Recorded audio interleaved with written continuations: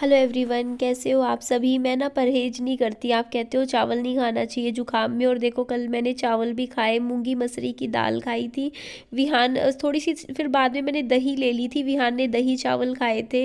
इसको ना रूखे चावल खाने पसंद है, दही चावल। और ये सुबह का टाइम था और मैंने अपने लिए जूस बनाया था। इसमें मैंने एक अनार और 2 संतरे ऐड किए थे, और देखो कितना बढ़िया जूस बन के तैयार हो गया था।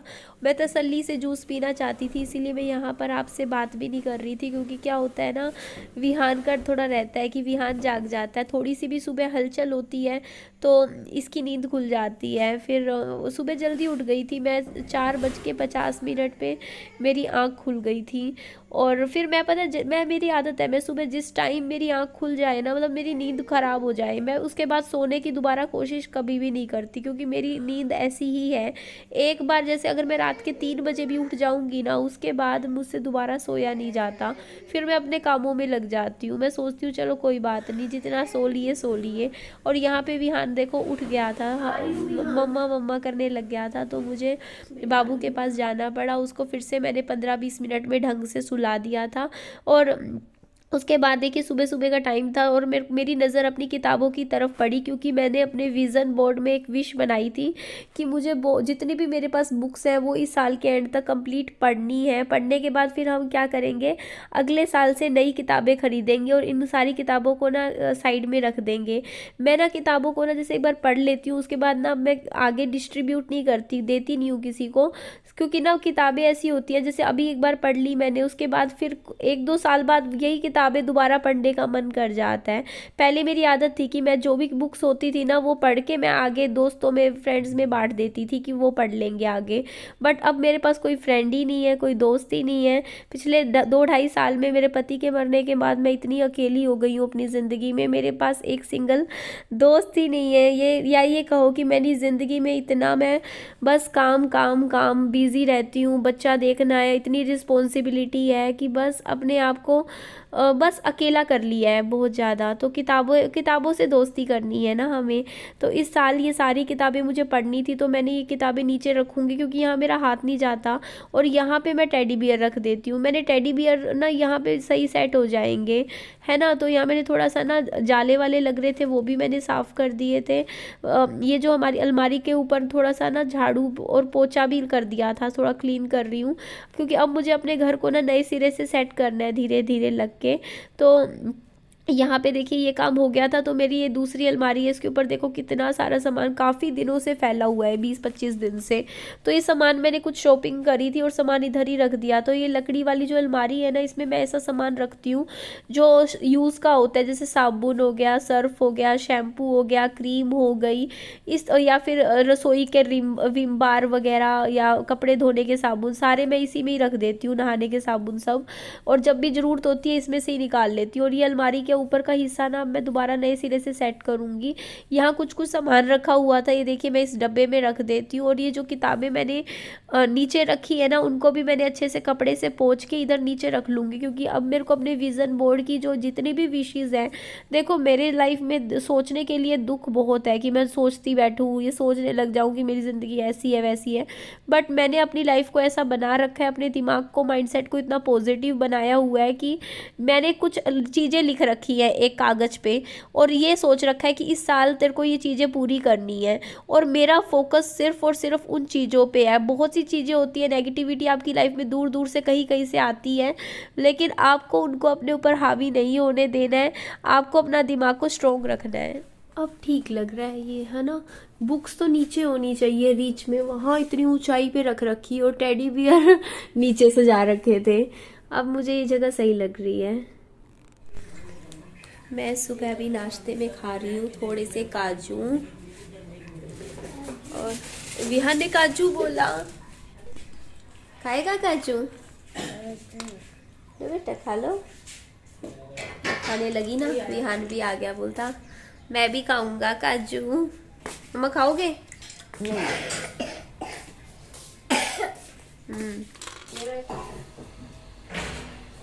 सर्दियों के कपड़े धो के इनको बेड में रखने का टाइम आ गया। मैं काउंट करके ही धोऊंगी, क्योंकि कल को ऐसा ना हो ना कोई कपड़े बाहर सुखाते हैं हम, मिसप्लेस हो जाए। 1 2 ये मेरा येलो कलर का स्वेट शर्ट है, बहुत मैला हो रहा है, देखो ना बाजुओं से ही देख लो आप, ऐसे ही रख रखा है सर्दियों में। 3, ये मेरा पोचू है। 4, ये मेरी पिंक कलर की स्वेट शर्ट है। 5, ये पजामा है। 6, 7, ये मेरी स्वेट शर्ट है। 7, ये भी देखो कितनी मैली हो रही है, सारी मैले हो रहे हैं कपड़े। 8 के बाद ये ग्रीन वाली है। 9, पापा देखो क्या कर रहे हैं वहाँ पे, मुझे खुद ही नहीं पता क्या कर रहे हैं, मैं क्या बताऊँ। 8 हो गई थी ना, तो ये 9 बाहर ही धोऊंगी। 9 के बाद ये पानी ऊपर आ गया, अभी बंद करती हूँ। 9, 10 के बाद 11, 12। ये देखिए यहाँ पे पापा जी क्या कर रहे हैं, ऑमलेट बना रहे थे, बाबू के लिए बनाया था लेकिन विहान ने खाया ही नहीं, उसके बाद फिर मुझे ख़त्म करना पड़ा। सुबह 5 बजे की उठी हुई हूँ। और एक बात आपको बोलना चाहूँगी, देखिए ज़रूरी नहीं होता लाइफ में सिर्फ पैसा कमा रहे हो आप। देखिए लाइफ में अगर आपके पास नौकरी है तो आप नौकरी अच्छी करिए, काम अच्छा कीजिए। अगर आपके पास नौकरी नहीं है, काम नहीं है, आप अनएम्प्लॉयड हो, तो जो टाइम है उसे लेकिन ख़राब मत कीजिए, आप अपनी हेल्थ पर दीजिए वो टाइम, है ना। क्योंकि जो लोग नौकरी करते हैं ना आज के टाइम में, वो लोग तरसते हैं इस चीज़ के लिए, वो सोचते हैं काश हम नौकरी छोड़ के कुछ महीने सिर्फ खुद पे ध्यान दे पाते, खुद के जिम ज्वाइन कर पाते, क्योंकि नहीं हो पाता। क्योंकि कोई भी आप प्राइवेट नौकरी करते हो ना, उसमें आना जाना लगा के ना पूरा दिन खराब हो जाता है और अपने लिए टाइम नहीं मिलता ही नहीं है, फिर थके हारे बस करते क्या है, सो जाते हैं।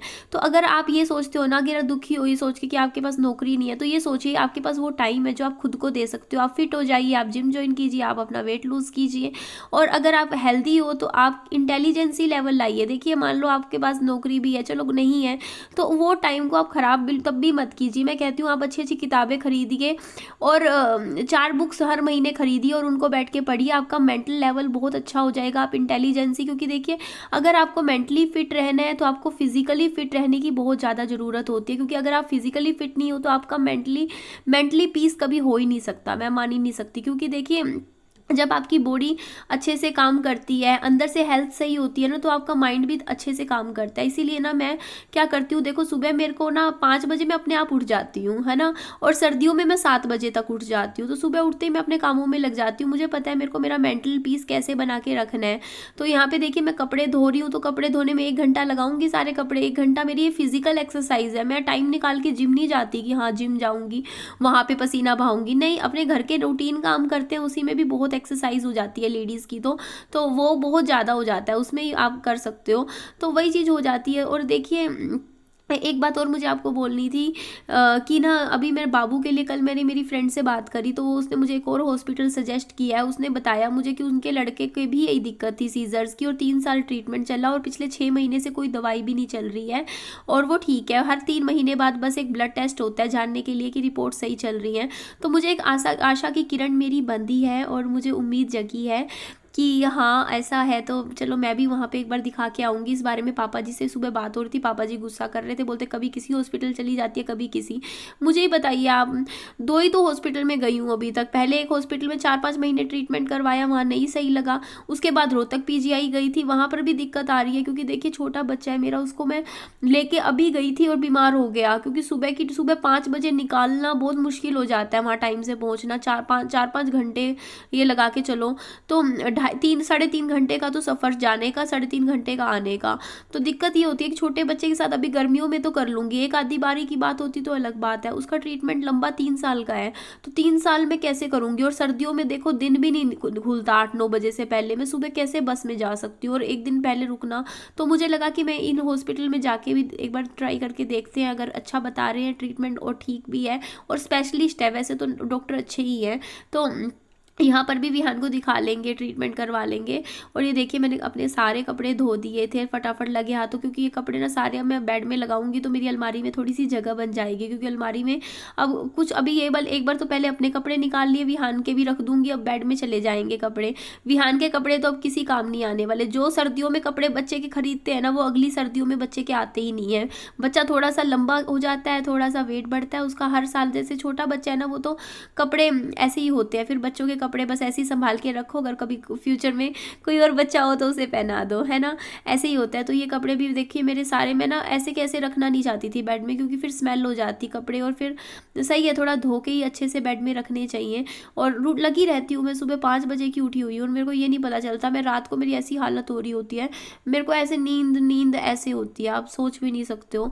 मतलब मेरी हालत ऐसी हो रही होती है, रात को 9-10 बजे के आसपास मेरे को अपने आप नींद आ रही होती है। सोच के देखो, इतनी टेंशन भरी ज़िंदगी में भी मेरे को इतनी चैन से मैं सो जाती हूँ। तो इसका कारण यही है कि मैं फिज़िकली, मेरा और फिज़िकल लेवल मेरा एक्सरसाइज का बहुत हाई है, बहुत ज़्यादा है। चाहे मैं कितना मीठा खाऊँ लेकिन फिर भी मैं मोटी नहीं होती, क्योंकि मैं बहुत पैदल चलती हूँ, बहुत घूमती हूँ। मेरा बस अपना ना, मतलब मैं मेंटल पीस बनाना, मुझे पता है कि अपने माइंड को स्ट्रॉन्ग बनाना है, तभी लाइफ में कुछ आगे बढ़ सकते हैं, कुछ कर सकते हैं। तो देखिए आपसे बातें करते करते मैंने अपने सारे कपड़े भी धो दिए। जब कोई आपको मतलब एक उम्मीद मिलती है ना, तो मेरे लिए तो ये सच में बहुत बड़ी खुशखबरी है। जब मैंने सुना, जो मेरी दोस्त जो जो मेरे साथ बचपन में स्कूल में साथ में बैठा करती थी, क्लास में मेरे साथ, मीन्स 8वीं क्लास तक, 6ठी 7वीं 8वीं 3 क्लास हम साथ में ही पढ़े हैं। तो मेरी उस सहेली ने जब अपना एक्सपीरियंस बताया कि उनके बेटे के हो रही थी दिक्कत, 3 साल दवाई चली और वो बिल्कुल ठीक है अभी इस टाइम, तो एक होता नहीं कि अंदर से मेरे को भी ऐसा लगा, पॉजिटिविटी आई बहुत ज़्यादा। वरना मैं बहुत टेंशन ले रही थी कुछ दिनों से, मेरे को विहान की बहुत फिक्र हो रही थी। मुझे ऐसा हो रहा था पता नहीं विहान का कैसे ट्रीटमेंट करवाऊंगी, कहाँ करवाऊंगी, बहुत पजल हो रखी थी। बट उसने मुझे थोड़ा सा, एक होता नहीं, मेरे लिए तो ये बहुत बड़ी हैप्पी न्यूज़ है कि कहीं से कुछ पॉजिटिविटी आई है, मतलब एक उम्मीद जगी है कि हाँ मैं भी अपने बच्चे का वहाँ इलाज करवाऊंगी। और उसने मुझे बताया वहाँ इतना महंगा भी नहीं है। EEG टेस्ट सिर्फ 2 बार करा, 3 साल उसका ट्रीटमेंट चला। उसमें एक बार स्टार्टिंग में EEG टेस्ट हुआ जो दिमाग का होता है, और एक जब 3 साल बाद करा लास्ट में। ऐसे नहीं कि हर 2 महीने बाद कोई MRI, फिर EEG, फिर MRI, कभी CT स्कैन, मीन्स। और दवाइयाँ भी उसने बोला कि सिर्फ 350-400 रुपये की आती थी 1 महीने की दवाई मेरे बच्चे की, तो मतलब सस्ती आती थी, मैक्सिमम 500 रुपये की। तो इससे मुझे बहुत उम्मीद जगी, क्योंकि जहाँ मैं ट्रीटमेंट पहले करवा रही थी भाई विहान का, वहाँ तो भाई प्राइस ही 3,500-4 हज़ार की तो दवाइयाँ। क्योंकि लोग मुझे बोलते थे कि मिर्गी की दवाई इतनी महंगी नहीं आती, मिर्गी की दवाई जो मेन होती है ना वो इतनी महंगी नहीं होती, पर डॉक्टर क्या करते हैं उसके साथ 3-4 अलग अलग टाइप के सिरप, सप्लीमेंट्स, पता नहीं क्या क्या एक्स्ट्रा दे देते हैं, जो कि बहुत प्राइवेट कंपनी की दवाइयाँ होती है, वो बहुत महंगी होती है। 750 रुपये की 10 दिन की चलती थी दवाई, ऐसी दवाई दे रखी थी एक तो मेरे को। तो मेरे को इससे थोड़ी वो मिली है पॉजिटिविटी की देखो एक्सपेंसिव, खर्चा भी कम लगेगा, बच्चे का ट्रीटमेंट हो जाएगा, पैसे भी नहीं लगेंगे इतने ज़्यादा, मतलब दवाइयों पे और टेस्ट पे, और बेफालतू के टेस्ट ना हो। बस मैं ऐसी जगह ही चाहती थी मेरे बच्चे का ट्रीटमेंट हो। और डॉक्टर तो अच्छे हैं, सुना है पुराने हैं काफ़ी, और अच्छा एक्सपीरियंस है 30-35 साल का, तो वहीं चल करवा लेंगे। तो आज तो नहीं जा पाऊंगी मैं, और बट कोशिश करूंगी कि शायद मैं 1-2 दिन में जल्दी से जल्दी टाइम निकाल के मैं डॉक्टर को दिखाई आऊँ, और एक बार अपना विहान का ट्रीटमेंट अच्छे तरीके से अब कंटिन्यू करवा लूँ। और अब नहीं मैं छेड़ूंगी ट्रीटमेंट, जैसा है चलने देंगे यहीं पर। तो मेरे लिए काफ़ी बड़ी हैप्पी न्यूज़ है। मुझे कॉन्ग्रेचुलेशन मत बोलिएगा, उस दिन बोलिएगा कॉन्ग्रेचुलेशन जिस दिन मेरा बच्चा बिल्कुल ठीक हो जाए। और एक दिन वीडियो बना के ज़रूर बोलूँगी आप सबके सामने कि मेरा बच्चा बिल्कुल ठीक हो गया है, और उसको बिल्कुल डॉक्टर ने क्लीन चिट दे दी है कि हाँ ले जाओ, अब कोई दवाई नहीं चलेगी। मैं उस दिन का इंतज़ार कर रही हूँ हर दिन कि मेरे बच्चे की दवाइयाँ बंद हो जाए। अभी तो नहीं होंगी, बट आशा है कि कभी ना कभी ऐसा दिन जरूर आएगा, इन दवाइयों से छुटकारा मिलेगा, है ना। तो ठीक है जी, चलिए इस वीडियो को मैं यहीं एंड करती हूँ। मेरी वीडियो अच्छी लगे लाइक कीजिएगा, चैनल को सब्सक्राइब, और दोस्तों में फ्रेंड्स में शेयर जरूर कीजिएगा, और अपना खूब सारा ध्यान रखिएगा। Bye bye, take care.